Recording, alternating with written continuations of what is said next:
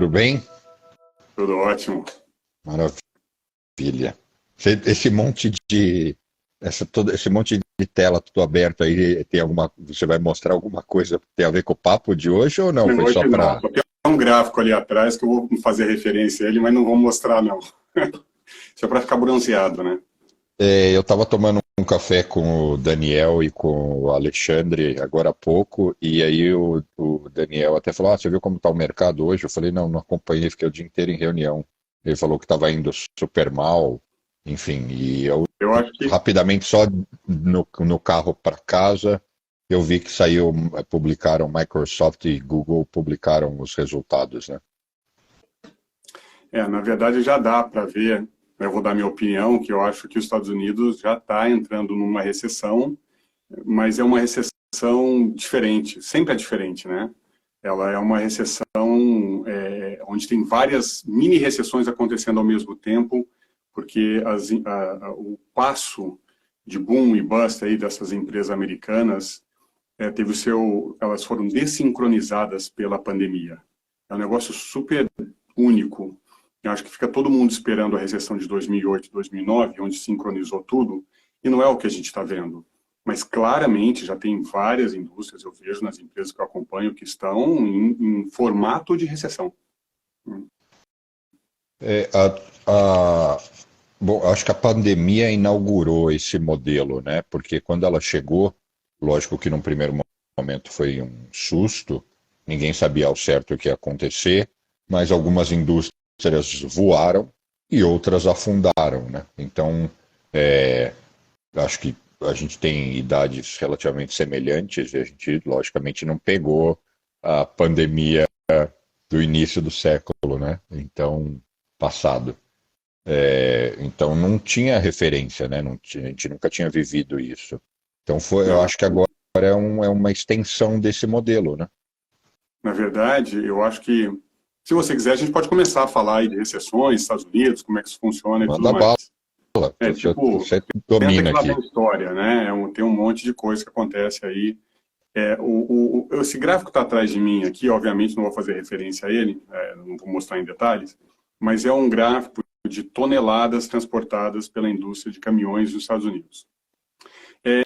Esse indicador começa a ser bem coletado lá nos anos 70, e ele é excelente porque ele mostra todas as recessões da era moderna acontecendo. Então, por exemplo, as primeiras que você vê ali são as de 74 e 79, por causa da crise de petróleo.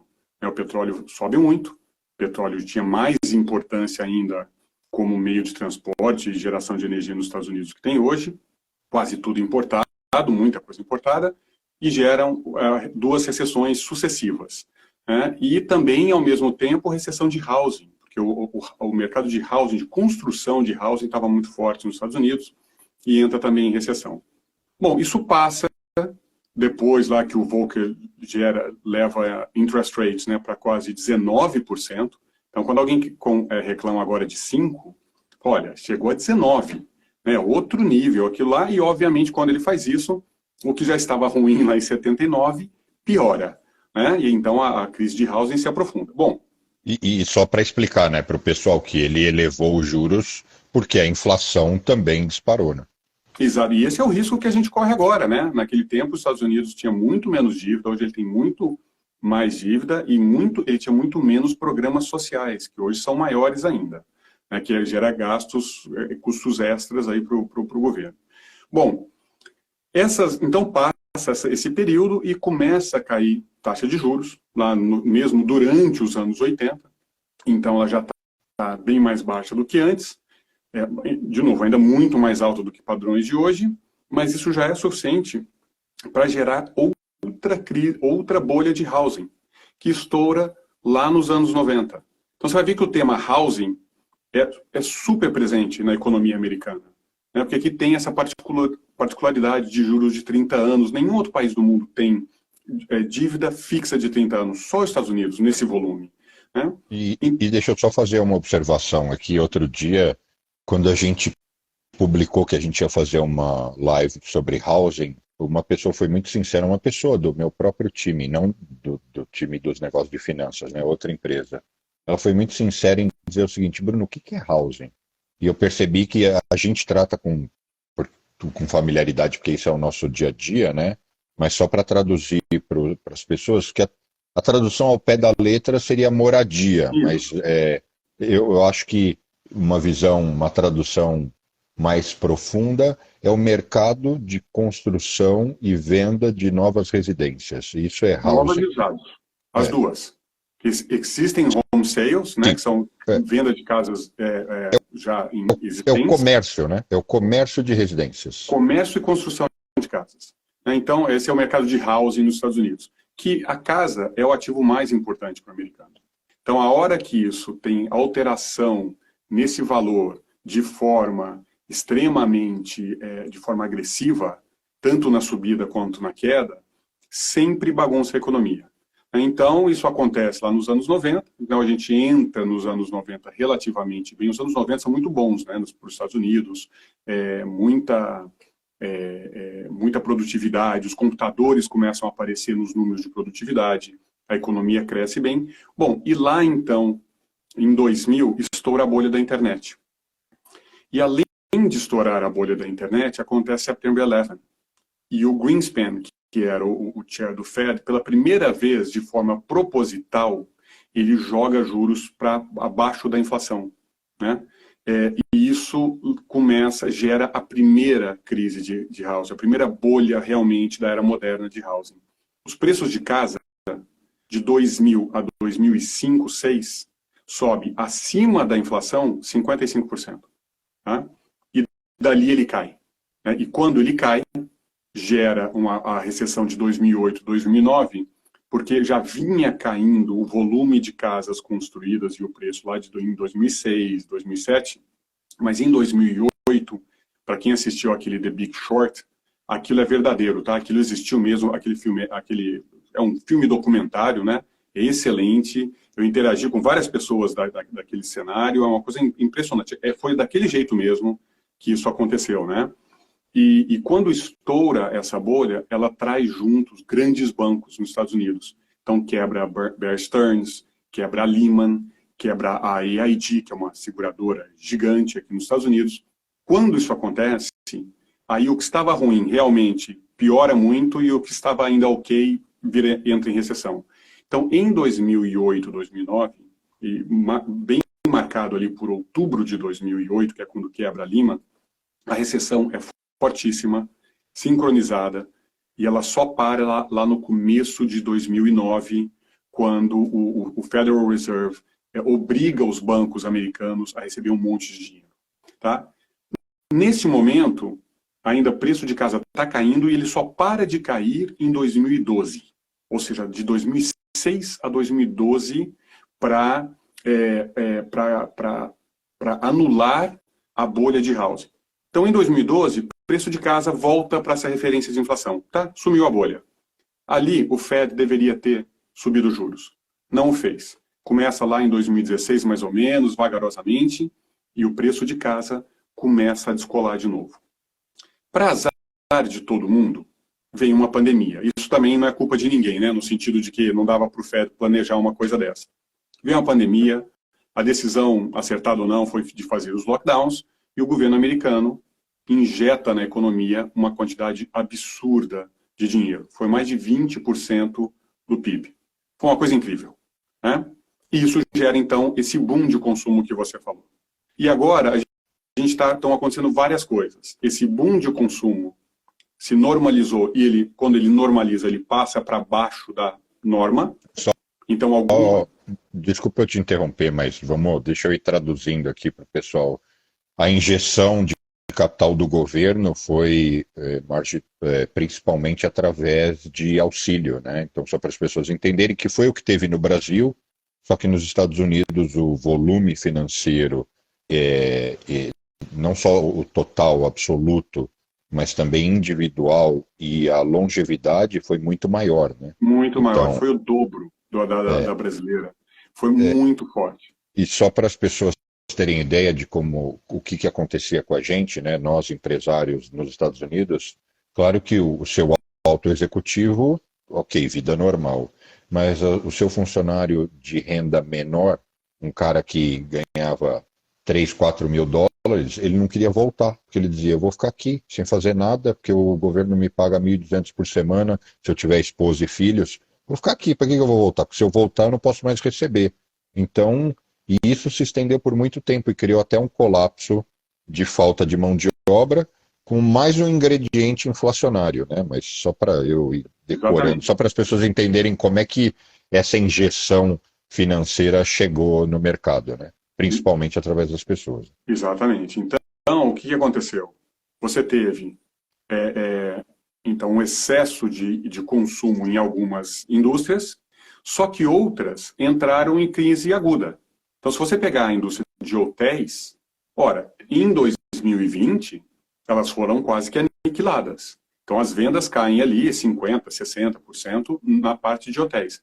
Então, esta indústria teve a sua recessão em 2020 e se recuperou em 2021, 2022 e vem se recuperando em 2023. Outras indústrias, por exemplo, imagina o pessoal de produção industrial, de máquinas, equipamentos, coisas pesadas, tá? Esta indústria, o que aconteceu? Em 2020 ela cai um pouco, mas pior em 2021 e 2022, quando os contratos são anulados, ou seja, que não começaram. E em 2023, algumas já estão tendo um rebound, algumas ainda estão perto do bottom ali, mas a exceção desse pessoal também já ficou para trás. Quem está agora, que dá para ver isso claramente em recessão plena, é o pessoal de consumo discricionário. O que é consumo discricionário? Comprar uma RV, né? Aqueles carrinhos para acampamento, né? Ou comprar uma motocicleta, comprar móveis, comprar colchões, isso tudo está no fundo do poço da recessão. Por quê? Porque você teve esse excesso de consumo e toda vez que corrige, tudo isso corrige para baixo da norma, né? Ou seja, passa para baixo. Bom, tem coisa que ainda está entrando em recessão e eu acho que vai se estender por mais 1, 2 anos. Essa é a parte de housing ou a parte imobiliária. Tanto menos construção, mas muito mais de negociação. Por quê? Porque além de novo, né, toda recessão tem a sua cor diferente ali, o seu estilo diferente. Esta recessão tem uma particularidade que não só foram construídas várias casas acima do normal, mas não muito, né? Foi uma recuperação acelerada, mas o que aconteceu é que o mortgage, ou seja, que é o empréstimo dos Estados Unidos, chegou a ser dado para a pessoa por 30 anos a 2,5%, 3% ao ano de juros ali no pico da pandemia. Então, e nesses contratos de 30 anos dos Estados Unidos, tem mais uma particularidade. Você, como pessoa que toma um empréstimo, você pode refinanciá-lo quando você quiser. Então, imagina que você faz um financiamento a 8%, aí dali 5 anos, 2 anos, caiu para 4%, você refinancia para o novo juros de 4 anos. Então, nos anos de 2020, 21, 22, até o começo de 22, teve uma onda enorme de refinanciamento. Então, as pessoas estão hoje nas suas casas com esses juros de 3% travado por 30 anos. Agora, o juros subiu, porque gerou inflação, com impressão de dinheiro do governo, toda essa bagunça que a gente comentou. Isso está fazendo o quê? Está fazendo com que a pessoa que está numa casa hoje, a hora que ela pensa em mudar de residência, ela tem que pensar não só no preço que ela vai pagar, mas nos juros muito maior. Então a pessoa está fazendo a conta e está falando, melhor eu ficar na minha casa. Porque para eu aumentar minha casa em 25%, o meu pagamento mensal do meu mortgage tem que dobrar. Então o mercado de troca de residências caiu de 6,5 milhões para 4 milhões. 4 milhões é parecido com o número de 2008, 2009. É muito baixo. 4 milhões anualizado, tá? Estados Unidos, país de 330 milhões de pessoas, 155 milhões de residências, das quais, geralmente, num ano normalizado, num ano normal, que quase não existe, é tanta bagunça, mas a média seria alguma coisa entre 5,5, 6 milhões trocando de mão todo ano. Nós estamos em 4. Então, isso, na verdade, você está 1/3, 40% abaixo da norma. Ora, nesse mercado que tem tanto impacto na economia americana, você já vê nesse gráfico aqui de trás, né, que o volume de trucking, então trucking tonnage, né, toneladas transportadas pelas empresas de caminhões, já está caindo.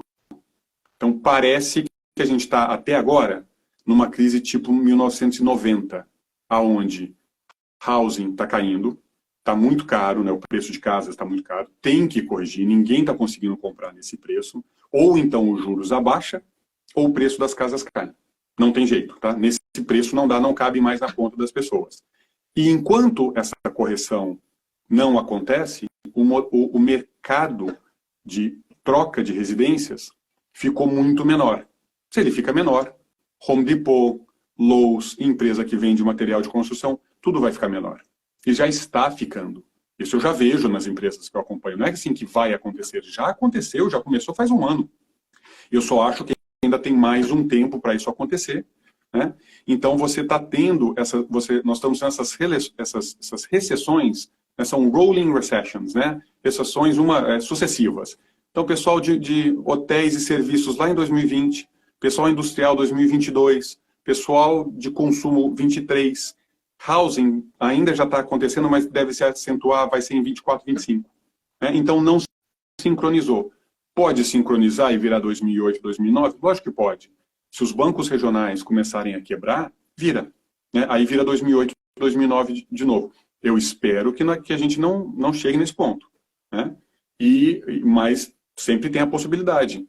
Então, mas é muito claro, eu vejo isso nas 65 empresas que eu acompanho, que estão em várias indústrias diferentes, que esse padrão que eu te falei foi o que eu apresentei aí num seminário, né, em São Paulo, aí há 2 semanas, que foi justamente esse o tema da minha apresentação.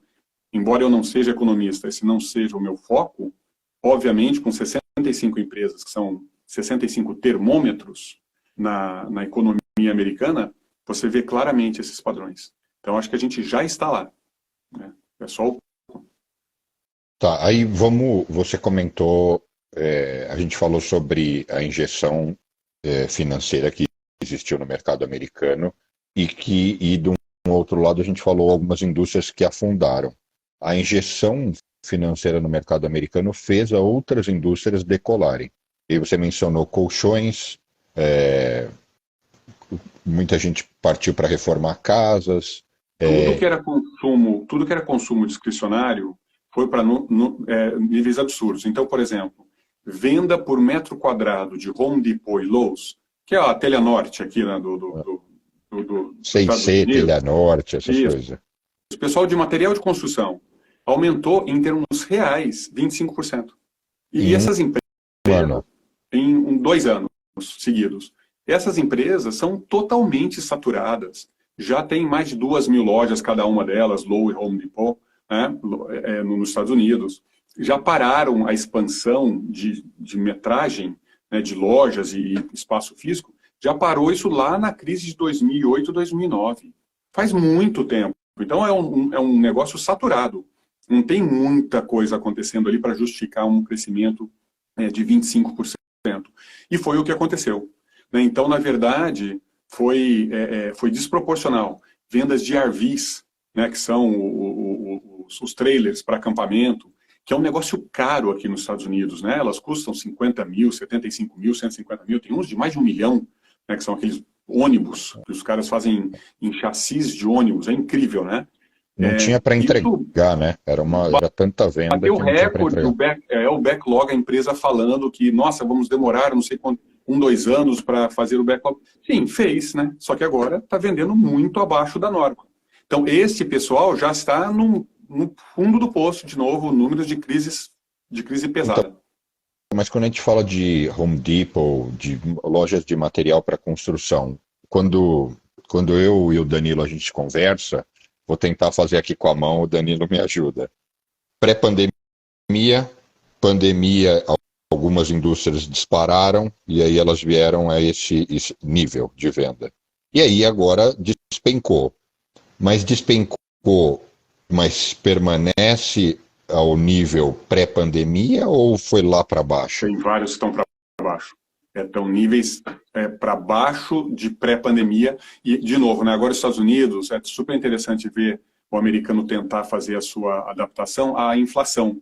Então, todos os meus modelos, todas as minhas análises têm ajuste para a inflação. Sou brasileiro, né, acostumado a ver inflação, aquela coisa maluca. A hora que a inflação passa de 2%, 3%, que era o que estava aqui nos Estados Unidos há 2, 3 décadas, os números começam a perder total sentido se você não fizer ajuste de inflação. Dá a impressão que está crescendo tudo, que está tudo bem. Né? E, na verdade, não. Né? Então, a vendas de Home Depot e Lowe's, que é material de construção, já está caindo uns 7%, 8% esse ano em termos reais. Como a inflação foi de 7%, 8% no setor, ela fala, olha, tá igual. Eu falo, não está igual. Está igual em termos nominais, mas em termos reais está caindo. Né? Então, já dá para ver também, mesmo na parte de construção. Eles ainda estão acima da norma, mas deve continuar caindo. A distorção no preço de casas foi muito forte. Né? Ela chegou depois, então, porque ela já estava tinha voltado a subir preço de casa a partir de 2012. Em 2019, pré-pandemia, ela já estava a uns 40% acima da linha de inflação. Quando vem a pandemia, dispara uma vontade do americano, isso de acho que toda pessoa no mundo, né, de sair das grandes cidades. Isso os levou a pagar qualquer coisa por uma residência fora de grandes cidades. Isso leva o preço da casa média, né, tem lugar muito pior, mas na média, o preço de casas nos Estados Unidos, ajustado para a inflação, então em termos reais, aumentou 85%. Então ele chegou a ficar quase 2 vezes acima de um valor justo, digamos assim, ou um valor onde tem uma linha de referência de inflação há uma década. Então, é muito estranho esse comportamento. Sinceramente, com juros onde eles estão agora, eles só estão normalizados. Os juros não estão altos. Eles são normais. O que é juro normal? Na minha opinião, juros uns 2% acima de inflação. Então, o CDI americano, que é o Fed's Fund Rate, é o equivalente, está mais ou menos em 5 e pouco, e a inflação está em 3 e pouco. Na minha opinião, isso está normal. Né? Só que essa normalização dessa taxa de curto prazo a 5 e pouco faz o mortgage, tá? 7,5, 8. Poxa, compara você tomar dinheiro emprestado a 8 versus a 2,5. É uma diferença gigante. Então, com o preço da casa onde está e esses juros normalizado, você consegue ter alguns índices que eles tentam calcular o affordability, ou seja, quanto que dá para eu comprar, né? Quanto está a facilidade ou dificuldade de vendas dessas residências. Hoje nós estamos em recorde de dificuldade de financiamento de uma casa nos Estados Unidos. Porque esse índice captura as duas coisas. O preço da casa, por exemplo, em relação à receita média da pessoa. Né? Essa coisa seria um bom parâmetro. Eu vou medir o preço da casa em relação à sua receita. E a outra coisa, que obviamente impacta a sua capacidade de comprar esse ativo, é o quanto que você paga de juros. E os dois estão muito contra o americano médio. Então você tem uma dificuldade enorme da pessoa média nos Estados Unidos comprar uma casa agora. E é isso já, de novo, não é que vai acontecer. Já está acontecendo. Os Estados Unidos é maior hoje do que em 2008, 2009. E está vendendo 4 milhões de casas como lá nos piores meses da crise passada. Ora, então, ajustado para a inflação, está pior já do que 2008, 2009. Então, teoricamente, tecnicamente, nós diríamos a recessão já está aí. Só que ela ainda não é claramente percebida ou reconhecida. Por causa da defasagem. Como defasou, né, tá todo mundo procurando a recessão lá de 2008, 2009. Como as indústrias defasaram, e algumas estavam entrando, enquanto as outras já estavam saindo da crise aguda, não que o pessoal de hotel esteja vendendo mais do que estava vendendo pré-pandemia. Não está. Ainda estão se recuperando. Mas, enquanto algumas estavam caindo, eles já estavam saindo, porque 2020 foi muito feio para eles. Então, isso tudo se mescla nesse bolo todo que a gente chama de economia, chama de PIB, E isso é muito difícil capturar desse ângulo, dessa distância. Eu consigo ver essas coisas porque eu acompanho várias empresas de forma super detalhada, e aí dá para ver exatamente o que está acontecendo em cada indústria. Mas se alguém tenta pegar o bolo todo e ver a temperatura média, fica confuso. É que é o cara que está com a cabeça no congelador e o pé dentro do fogão, entendeu? Do forno. Na média ele está bem, mas, poxa, tem coisa que está super aquecida e coisa que está super gelada, né? E, na verdade, é isso que a economia dos Estados Unidos está passando agora. Mas aí, se alguém nos perguntar, recessão vem ou não, a minha resposta é que ela já está aí. Ela só é percebida de diferentes formas, dependendo do setor que você opera e nos negócios que você está envolvido. Perfeito. É exatamente essa a minha opinião. Eu acho que a gente já está nessas mini recessões em série, que estão pegando indústrias diferentes, em timing diferente, mas ela já chegou, já está aí. Agora, qual é a minha grande preocupação? O que eu estou falando para os meus clientes? Falo, olha, as ações, as empresas que eu acompanho, chegaram a ficar, na média, 30% acima do meu valor justo, que eu achava que era justo para aquele grupo. Veja bem que, quando alguém te pergunta, e o mercado? Olha, mercado, se você se refere ao S&P 500, são 500 empresas. Eu não conheço ninguém que tem valuation, e análise, ou seja, uma previsão de valor justo, para 500 empresas. É impossível fazer isso. Eu tenho para 65, que são as empresas que estão aqui dentro, que eu chamo do meu círculo de competência. Para 65 dá. E é sempre uma distribuição. Então, quando alguém te perguntar como está o mercado, você fala, o mercado eu não tenho ideia, porque eu não tenho 500 empresas, valuation de 500 empresas. Mas se você me perguntar como está o universo que a Rational Investment Methodology acompanha, agora a gente foi de 30% acima do fair value justo na média, então a mediana dessa distribuição, 30% acima lá no final de 2021, para agora 20% para baixo. Esse movimento é enorme. Então, para o meu universo, para a minha realidade, já está cheio de coisa barata. E se o mercado continuar tendo alguns dias como esse, eu vou começar a disparar e-mails para os meus clientes, falar, olha, eu não sei o que vai acontecer com a economia daqui 1, 2 anos, eu não sei o que vai acontecer com o mercado, que todo mundo chama de mercado, que é o S&P 500, o Nasdaq, essas coisas super amplas, super opacas, que nenhum investidor deveria estar olhando nesse tipo de coisa, porque, na verdade, é um chute se você não sabe qual a sua referência de valor. Mas no meu universo, nessas 65 empresas, se o mercado piorar um pouco mais, ela vai ficar tão barata quanto nos piores dias da pandemia e lá em 2010. Tá? Só não vai bater 2009, porque 2009 foi uma loucura, ali março de 2009. Mas exclui aquilo que foi uma coisa fora de padrão. Vai ficar tão barato daqui a pouco, quando 2010, que foi um dos melhores momentos possíveis para se comprar ações nos Estados Unidos. Aí você fala, poxa, mas o índice está perto de recorde. Esses índices de 500 empresas, eu não sei. Não é parte do meu universo. E, de novo, eu acho que ninguém sabe. Mas se você olhar essas empresas industriais que vendem coisas de consumo, coisas reais, o que eu falo que a maioria das coisas que eu acompanho são coisas que você toca, que está lá, é com uma coisa física, ou é uma coisa que você pode usar e entrar dentro. Então, eu vou acompanhar um Starbucks da vida, vou acompanhar uma Coca-Cola, uma Pepsi que vendem comida, eu vou acompanhar uma Ethan Allen que vende móveis, eu vou acompanhar uma Herman Miller, Steelcase que vendem móveis de escritório, empresas que vendem material de construção, enfim, todas essas coisas normais do dia a dia. Este grupo, que exclui aí essas mega empresas, então está excluindo o Google, está excluindo o Apple, está excluindo todos esses monstros que impactam o índice de forma desproporcional. Este grupo que eu acompanho já está barato e pode ficar mais barato. Essas mega empresas, sinceramente, eu não sei nem se é calculável, se dá para saber qual é o valuation disso tudo. É tão nebuloso que é quase, na minha opinião, é quase impossível alguém ter um bom valuation sobre isso.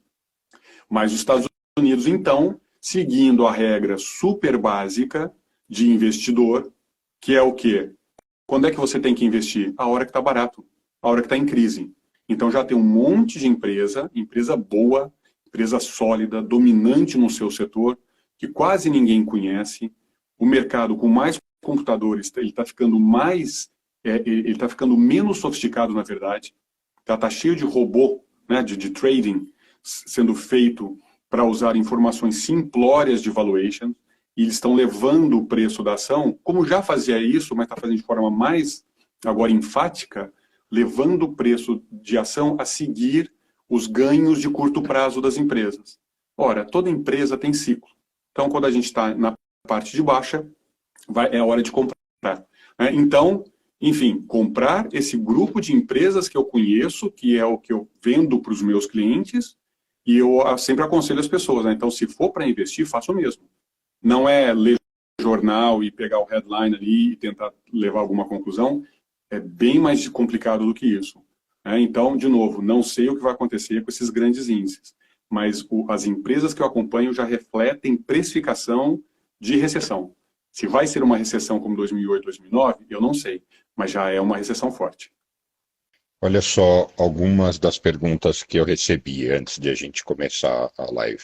Como se preparar financeiramente para uma possível recessão? Dá a sua versão, depois eu dou a minha. Bom, se você me conhece, você sabe que eu sou um cara conservador, né? Uso, o Bruno de vez em quando acha que eu nem troco de roupa, né? Que eu uso a mesma roupa, o mesmo estilo, a mesma coisa. Eu passo, como o pessoal aqui em casa brinca comigo, que eu tenho o período que eu tô de bermuda e camiseta polo, aí depois ponho camisa, calça jeans e uma jaqueta em cima, né? Então eu tenho 2 estações do ano. Eu sempre tive em caixa, e no Brasil ter caixa é muito bom, né? O CDI paga muito bem. Eu sempre tive 3 anos de despesa em caixa, entendeu? Lá, guardado, que aquele dinheiro eu nunca mexi, e desde bem jovem, né? Sempre foi o meu objetivo. Por que você tem que ter, então, uma reserva? Porque essa reserva que te permite não ter que fazer uma venda de um ativo precipitado, te permite dormir tranquilo, te permite, numa crise, mudar de emprego, você pode perder o emprego.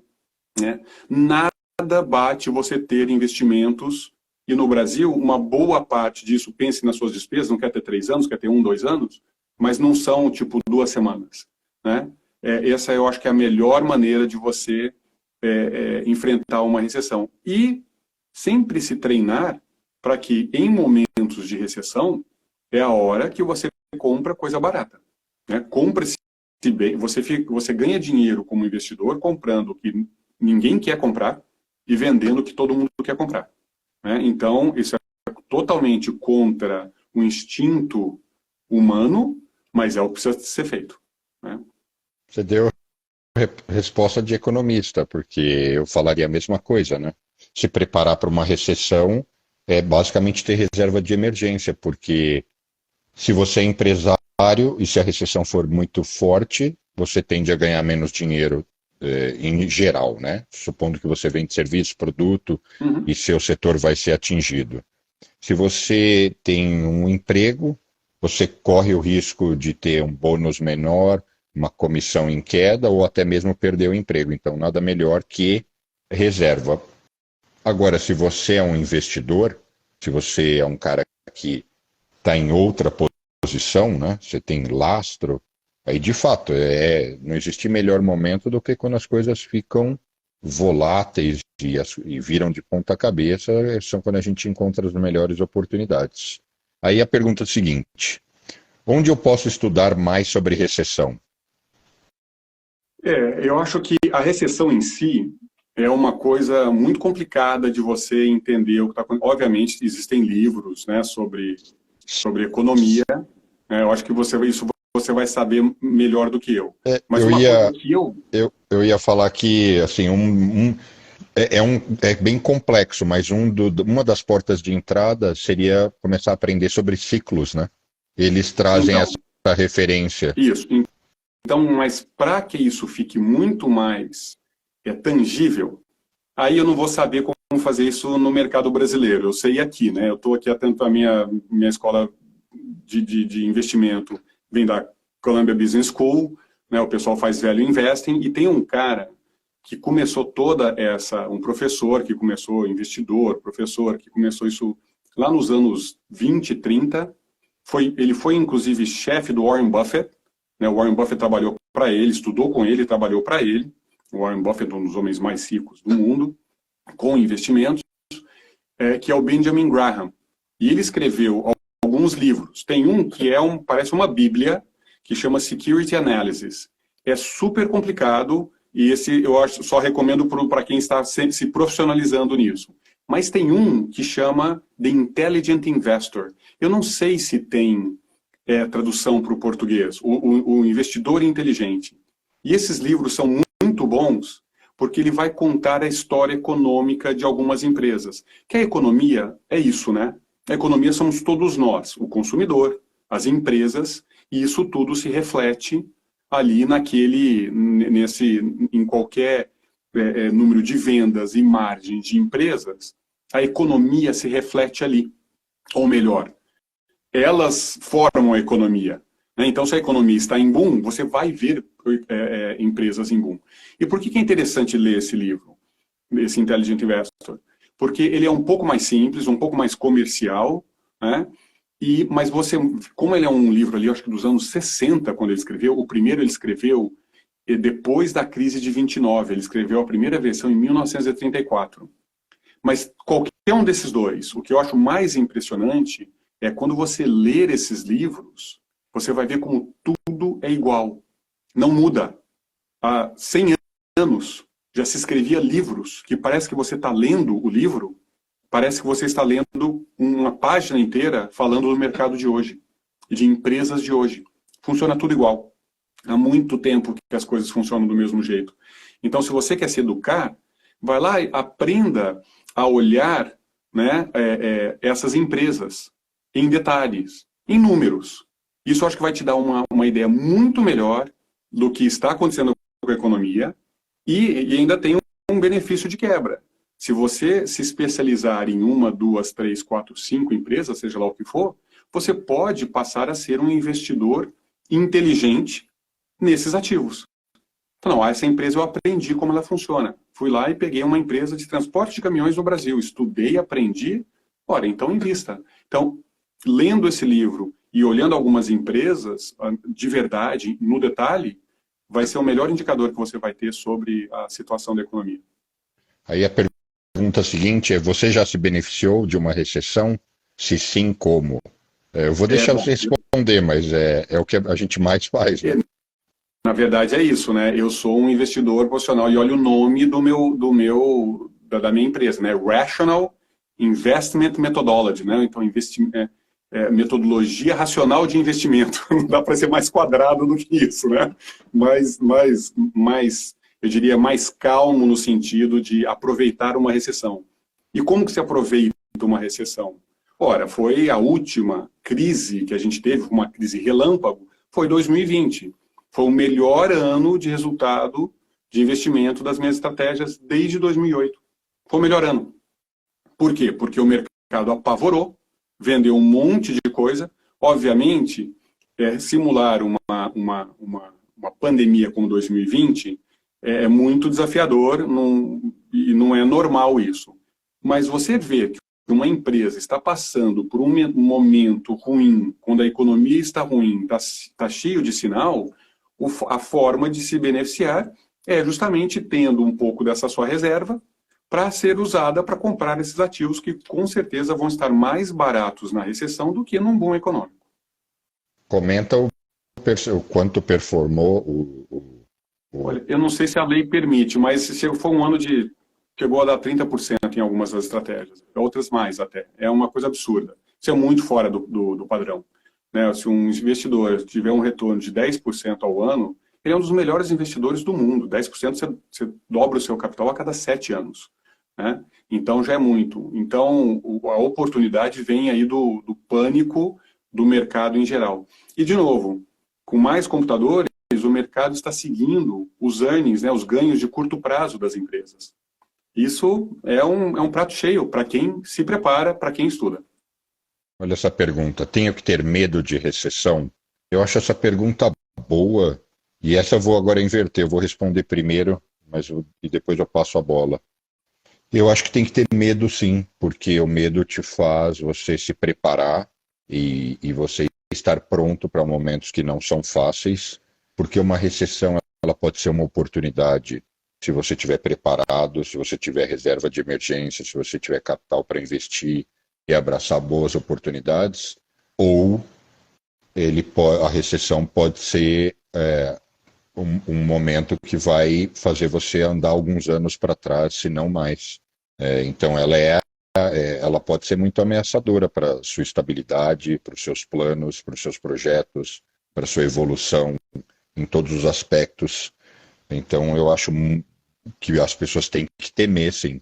O que você acha, Dani? Eu concordo, até porque os sistemas econômicos são tão complexos que ninguém ainda conseguiu solucionar esse sistema. Então, a gente, por exemplo, vamos fazer uma comparação. O sistema a rede elétrica do estado de São Paulo é um sistema. E é uma coisa que hoje a gente sabe manter isso estável. Os engenheiros são competentes o suficiente para manter esse sistema quase todo o tempo estável. O sistema econômico é muito mais complicado, porque são uma quantidade enorme de agentes, com interesses diversos, ações nem sempre lógicas e regidas pela leis da física, que tornam qualquer sistema econômico extremamente complexo. Então, qual é o meu medo? O meu medo é que governos ficam fazendo essas tentativas de estimular a economia, de manipular a distribuição de renda de forma agressiva, que é o que acontece com impostos especiais, toda essa complicação. E o que eu tenho medo é que, num momento qualquer, eles podem gerar um apagão. E o equivalente do apagão na economia é uma crise à lá 2008, 2009. Isso não ajuda ninguém, porque, como você disse, atrapalha um monte de planos, quebra um monte de empresa, porque os sistemas, as empresas não são feitas para aguentar tanta pancada. E isso realmente não é bom. Tem uma renovação? Até tem, mas a renovação vai acontecer de qualquer jeito. Uma empresa que não está indo bem, ela vai perdendo market share e ela desaparece um dia. Ou seja, você não vê aí ninguém vendendo réguas de cálculo, que tinha antigamente, sumiu, porque a calculadora matou isso, e outras coisas vão matando outras tecnologias e empresas antigas. Isso é super normal.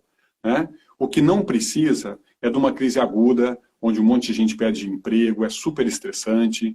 Não, é uma coisa que ela existe, ela traz oportunidades para investimentos, mas, sinceramente, eu preferiria que elas não existissem. Quem são os principais afetados num contexto de recessão econômica? As pessoas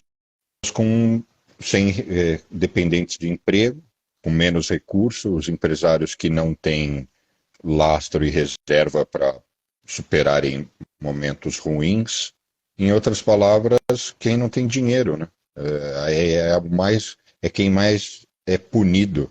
E, no fundo, é a maioria da população, especialmente brasileira, mas também americana, porque o americano, para quem está assistindo, ele vive bem, mas ele é muito alavancado, ele está sempre muito endividado, e ele vive bem porque tem pleno emprego, então ele está sempre ali no limite, Exatamente. Ele é alavancado num nível que eu acho absurdamente, a gente conversa sempre sobre isso, eu acho isso um nível absurdamente irresponsável, que essa cultura de você fazer tudo com dívida.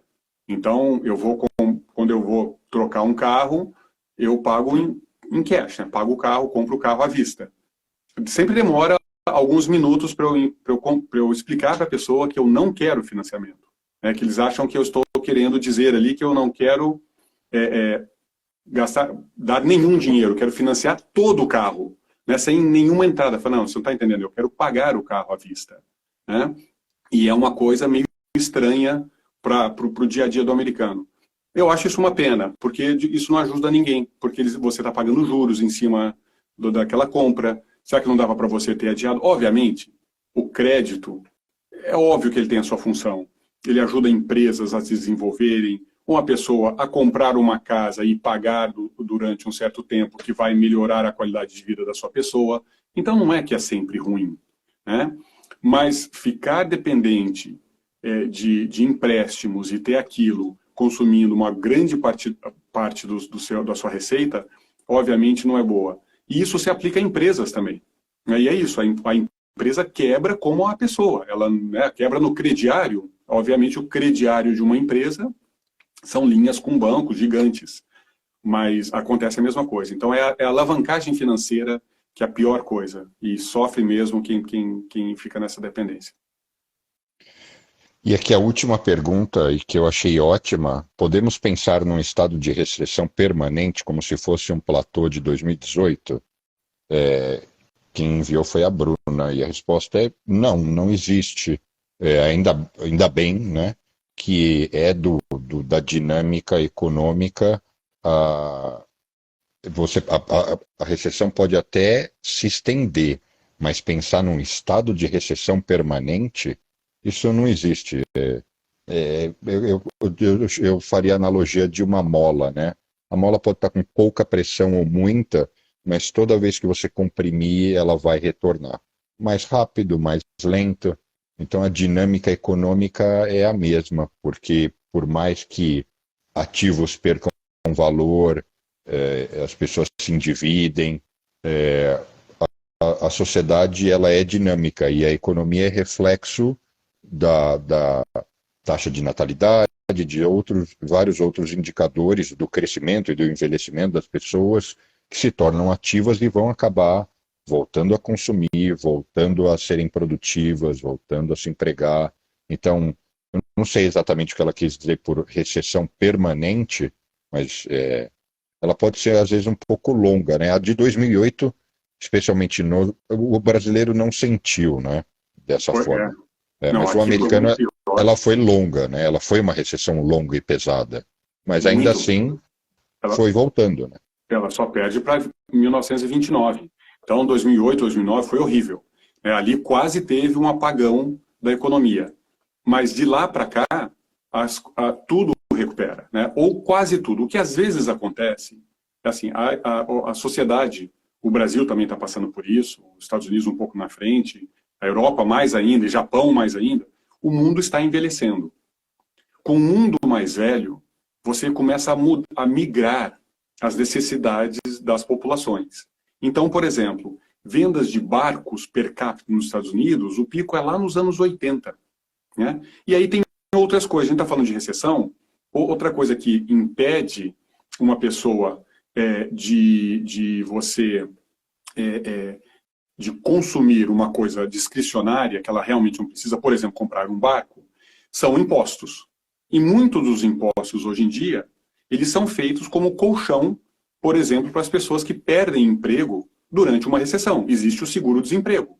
Né? Isso são coisas que a sociedade ela chega à conclusão, né, a gente vota nas pessoas que escrevem essas leis. Então a sociedade decidiu que aquilo é bom. Né? Então vamos colocar alguns gatilhos automáticos para ajudar quem mais precisa, principalmente e inclusive em momentos de recessão. Isso tudo pode te dar a impressão de que alguma coisa não é tão boa como antes, e isso é verdade em alguns casos. Né? Então, algumas indústrias deixam de ter o mesmo nível de vendas que ela teve há 20 anos. A gente estava discutindo outro dia sobre vendas de motocicletas de 600 cilindradas para cima nos Estados Unidos. O pico foi 99 e vende-se hoje a metade do número de motocicletas per capita. Porque os Estados Unidos, com todo aquele impulso dos anos 90, e esse é um item super discricionário, né, você não precisa ter uma motocicleta bonita para andar pela rua, né, ele teve uma explosão de venda nos anos 90, e de lá para cá, né, de 2000, naquela recessão, já começa a cair, na de 2008, 2009 cai mais ainda, e nunca mais volta. Então, você pode, olhando, dependendo do setor, e falar, aí, ó, tá pior. Mas olha na média. Na média, as coisas vão melhorando. Né? Poderia estar melhor? Poderia. Eu acho que os governos estão muito grandes hoje, interferindo demais na economia? Eu acho. Mas se você olha a parte física, né, que a tecnologia traz também. Poxa, eu saio de São Paulo para ir para Franca, que eu sou de Franca, você sai pela Bandeirantes, tem 7 pistas de cada lado. Né? Depois você vai lá pela Bandeirantes Nova, você está vários quilômetros, centenas de quilômetros de São Paulo, ainda 3 pistas de cada lado. Chega em Franca e a Anhanguera continua 2 pistas de cada lado. Isso é melhora, isso é PIB. Né? Isso é o PIB crescendo, é a economia crescendo. E você vê uma série de coisas que vão nos beneficiando. Olha a qualidade desse call que a gente está fazendo. Basicamente de graça. É incrível, você está em São Paulo, eu estou aqui do lado de Nova York. Isso é qualidade de vida, é evolução. Obviamente, de novo, tem uma série de distorções, tem uma série de coisas que poderiam estar muito melhores, que a gente pode passar aqui horas discutindo. Mas a evolução acontece. Né? E tem essa parte do envelhecimento das populações que é super desafiador. Isso eu acho que é um tema geral que aflige o mundo. Né? E a solução não é também falar, poxa, então vamos colocar mais gente no mundo. A gente sabe que a gente já está tendo problema com recursos naturais, poluição, etc. Então, é um problema que vai ter que ser resolvido. Né? É um problema econômico, né? Distorce algumas áreas, então favorece algumas áreas, distorce outras. Pode dar essa impressão de que as coisas não estão evoluindo, mas no final todo mundo acorda de manhã pensando em trabalhar e criar valor, né? E na média a gente consegue. Sabe que janeiro e fevereiro que eu fiquei lá internado na PEN, lá estudando, um dos dias a gente passou o dia inteiro fazendo análises e um estudo econômico de quando as pessoas chegarem a viver 150 anos. Como isso vai impactar o sistema econômico mundial e até porque não aconteceria de forma linear, né? Não é que todo mundo passa a ter uma média de longevidade de 150 anos ao mesmo tempo. Aconteceria primeiro em lugares mais desenvolvidos. Mas enfim, mas esse não é o foco. Para a gente começar a encaminhar o papo para as considerações finais, se a gente tem um estado, nesse momento, de sinais de recessão, mas não um sentimento e uma dinâmica plena recessiva, quais são qual é o amanhã? O que pode acontecer que pode, de fato, trazer um aprofundamento, um agravamento dessa recessão ou o início do término dela? Então eu vou jogar aqui alguns pontos só para ilustrar e aí você comentar, Danilo, mas assim, primeiro, é muito difícil saber quando as recessões vão se agravar, né? A gente fala sobre isso quando a gente fala 2008 e outras coisas. Você nunca sabe exatamente. É igual o ataque terrorista ou o terremoto, você não sabe exatamente quando ele vai acontecer. Então, esse é o primeiro dificultador. Segundo, esse momento de conflito militar com possibilidade de escalada pode ter um impacto direto ou indireto. Dependendo das proporções, pode ser um impacto direto. O indireto, só para quem deve estar se questionando, eu iria principalmente no petróleo, né? Porque pela região e pela dinâmica, se entre Irã, etc., o petróleo dispara, isso só estimula a dinâmica recessiva. Quais outros ingredientes você traria? Isso para o lado do vai azedar. E para o lado do melhorar, eu diria que é quase a mesma coisa. O processo inflacionário ceder, os juros ir caindo, as brigas que estão rolando por aí, o pessoal se acalmar, esse negócio de Israel parece que vai explodir e de repente fica tudo do jeito que está, ou pelo menos contido, né? Porque é igual Ucrânia e Rússia. Quando começou, algumas pessoas falam, vai acabar o mundo, né? Agora vai entrar a OTAN e vai virar uma bagunça. E aí ficou um negócio contido.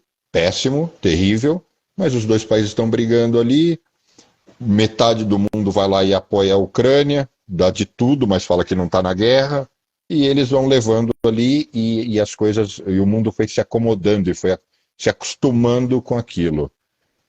Então, eu acho que a versão positiva exatamente o inverso dessas coisas. Você enxerga outros possíveis ingredientes que podem melhorar ou piorar? Na verdade, se você olhar aqui, ó, nesse gráfico ali de trás, tem alguns desenhinhos ali na linha de Detroit, né? E são as coisas que geraram recessão no passado, que você já tocou em vários. Petróleo, né? Então teve lá claramente em 74 e 79. E chegou a subir bastante durante 2008 e 2009, ele atrapalhou a crise ali. Então, uma escalada de conflitos em locais produtores de petróleo é um risco. Housing sempre esteve presente. Então agora, que eu acho que esse é o mais provável que já está impactando a economia, que é a parte de queda de preço de casas junto com a queda de atividade, que esfria a economia. De novo, não é um caos, é mais como 1990. Você tem também o próprio mercado financeiro. Em 2000, o trigger ali mesmo da crise foi a queda rápida dos grandes índices de mercado financeiro. Ali, isso atrapalha o consumidor e atrapalha a receita do governo, que depende muito de ganhos financeiros também. O governo aqui nos Estados Unidos cobra muito de ganhos financeiros, até no mercado de ações. Né? E você tem também, tenho ali um desenho, um deles é um símbolo de cifrão, né, do dólar, que foi quando o Volcker teve que levar juros para níveis muito altos. Então, se a gente tiver agora uma coisa desse jeito, né, um descontrole da inflação, esse poderia ser outra coisa também. E aí, por último, que eu achei incrível, tem um vírus ali, né, aquela bolinha do coronavírus ali no gráfico. Bom, aí só falta zumbi e alienígena, né, para completar ali. Mas o que quer dizer isso? São essas coisas super pontuais e super desestabilizadoras. Por exemplo, e vamos torcer para isso não aconteça, mas é um desses conflitos virarem nuclear. Né? Se alguém soltar qualquer coisa nuclear, o mundo entra em pânico. Né? Então, o que é uma recessão? É uma desestabilização. E aí falta um último, que também são os que agravam muito crises, que é o sistema financeiro. Então, o que eu não quero que aconteça nessa crise, porque eu acho que de housing já aconteceu, já está acontecendo, não, vamos evitar a crise de housing, não, ela já está aí, e já está nos números, você tem que cavucar ali para ver bem isso tudo. Eu só não quero que o sistema financeiro quebre, porque ela se agrava de tal modo, como 2008, 2009, que, de novo, não ajuda ninguém. Né? Gera pânico, o consumidor perde confiança, deixa-se de fazer uma quantidade enorme de investimentos que são necessários. Eu digo para as pessoas que falam assim, poxa, mas olha aí, a tecnologia vai tirar o emprego. Assim, está todo mundo vivendo numa casa super confortável, com um bom carro, boa escola para os filhos e bom plano de saúde? Porque se não estiver, ora, o que você quer dizer com desemprego? Desemprego é a nossa falta de habilidade como humanos de prover atividade para todo mundo. É óbvio que a gente tem falta de produtividade, não tem falta de emprego. Né? A gente tem que conseguir manter todo mundo ativo, bem empregado, produzindo coisas, a ponto de que um dia a gente fala, olha, quer saber? Está todo mundo no mundo vivendo como uma pessoa de classe média alta, né, na sua boa casa, com a sua boa escola para os filhos, com seu bom hospital disponível, com seu bom carro, com seu bom emprego. Aí talvez seja a hora da gente pensar em trabalhar menos. Né? Mas o mundo, ele sofre uma carência enorme de mais coisas, de mais serviços. Né? Então, a economia, com tecnologia, deveria, e essa é a parte que pode nos ajudar, são desenvolvimentos tecnológicos. E se alguém não literalmente descobrir fusão a frio nuclear? Certo? Ou um modo de fazer uma geração de energia absurdamente concentrada numa máquina do tamanho de uma maçã, né? E colocar nos carros.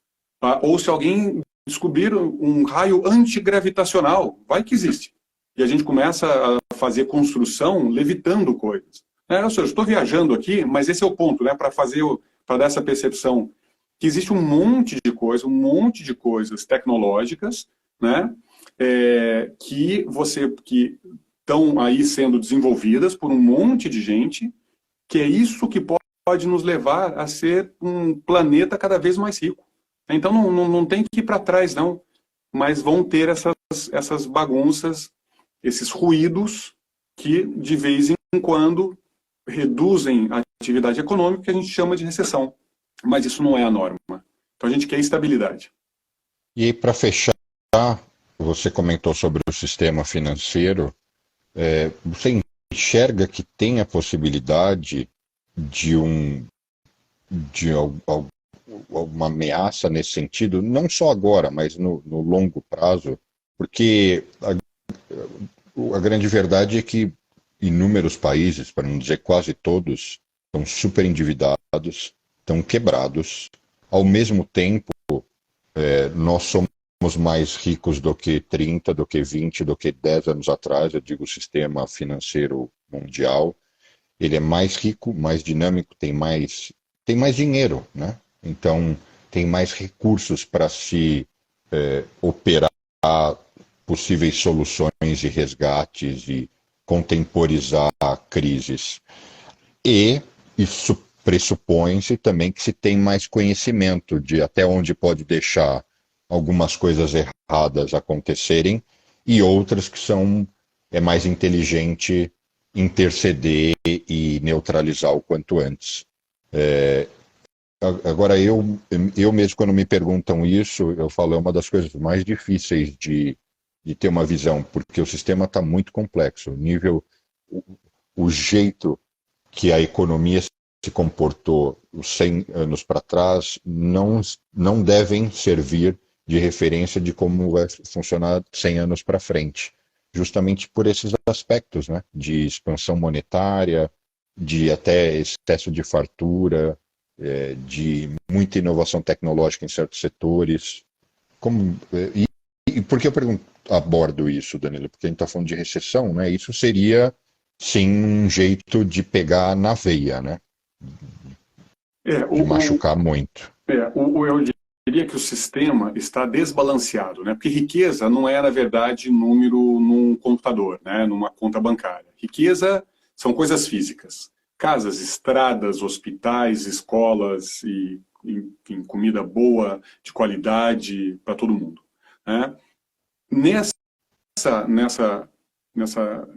Na tentativa de criar mais disso para todo mundo, como o sistema econômico tem uma complexidade que a gente ainda não conhece, né? A gente tem algumas boas ideias de como ele funciona, mas ninguém tem isso modelado de forma precisa, o sistema acaba gerando distorções, né? E algumas delas podem ser distorções que elas não ter consequências, até pelo que você falou. Eu vou te dar um exemplo. O nível de comércio exterior, hoje em dia, é muito mais alto do que há 100 anos, né? E estou falando pela perspectiva dos Estados Unidos. Isso quer dizer que os Estados Unidos, ele se tornou, querendo ou não, para sorte do americano, o país com uma moeda de referência global. Ora, se o mundo vai ter um comércio internacional, ele precisa ter uma moeda global. E que moeda global foi a escolhida por todos? O dólar. Isso quer dizer que, para que esse sistema global de comércio existisse, o país provedor desta moeda teria que emitir um monte dela, em forma de dívida. E foi exatamente o que os Estados Unidos fez. Então, a gente não sabe exatamente, mas isso é muito maior do que antes. É verdade. Mas se não tivesse essa moeda global na mão de todo mundo, o comércio exterior não aconteceria. Teria que fazer escambo, né? Teria que trocar em itens. Então, tem coisas que esse sistema pode, de repente, conseguir absorver que a gente não consegue entender ainda. E tem coisa que o governo exagerou e imprimiu muito dinheiro, essa coisa a gente já sabe como acontece, inflação. É o modo do sistema, né, expressar o preço da mesma quantidade de bens e serviços num ambiente com mais dinheiro impresso. Ele aumentou o preço de tudo, pronto, está equalizado, né? Então, na verdade, tem vários ajustes no sistema que, embora você fale, não, agora não vai dar, tem muita dívida, vai implodir, e de repente não, porque isso acaba, na verdade, funcionando como um lubrificante para negociações. De novo, você não quer virar Argentina, você não quer virar Venezuela. Esse na verdade, eu acho que todo brasileiro tem medo, né? Que governos comecem a exagerar, e o grande exagero, a gente já viu essa experiência que foi lá na época do comunismo russo mesmo, daquela coisa de economia controlada pelo governo, onde ele tirou, inclusive, a propriedade. E foi um desastre. Então, não quer dizer que pode fazer qualquer coisa, que as economias vão se desenvolver e vai dar tudo certo. Não é bem assim. Mas a não ser que seja uma coisa super extrema, onde os governos realmente ou tirem a propriedade, ou tirem todo o benefício que essa propriedade te gera com um imposto de 100%, né, 99%, né, se a gente não chegar nesse extremo, a chance realmente de um colapso e que tudo vai dar errado, não é assim que funciona. Isso vai se equalizar, porque o sistema vai se ajustar para que, não, mas a gente tem que conseguir fazer o que é importante, acordar todo dia, trabalhar, produzindo alguma coisa útil, né?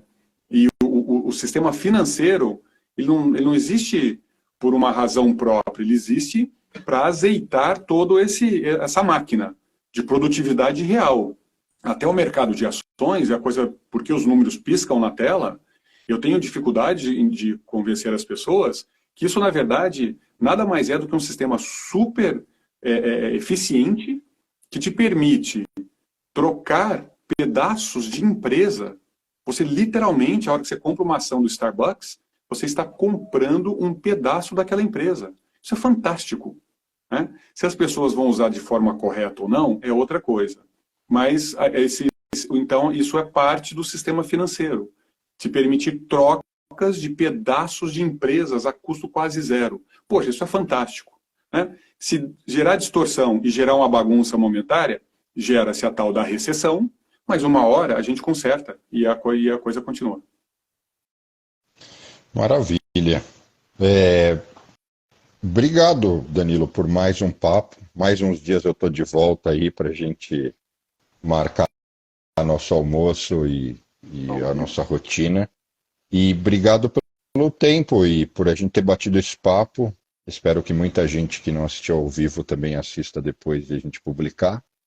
E é isso, alguma consideração final? Bom, primeiro, obrigado aí pelo tempo, como sempre interessante essas conversas. Eu acho que é o que a gente falou aí mais ou menos no meio. Olha, a recessão acontece sempre, vai continuar acontecendo. Então prepare-se, tenha lá a sua reserva para você passar por esses períodos com menos estresse, e use isso para aprender. Toda crise tem uma oportunidade de aprendizado enorme. Você pode usar aquilo para estudar um pouco mais, aprender um pouco mais sobre uma empresa, sobre seja lá o que for, e use isso então para melhorar para o seu futuro. Maravilha. Obrigado pelo papo, obrigado a todos que nos acompanharam até aqui, e semana que vem eu volto com outra live e qualquer outro tema que vocês tenham desejo de escutar, não deixem de mandar sugestões. Eu e o Danilo, a gente está sempre aqui à disposição para marcar novas conversas. Danilo, obrigado. Mais uns dias estou de volta aí. Abraço, até mais então. Até, valeu, um abraço. Tchau, tchau.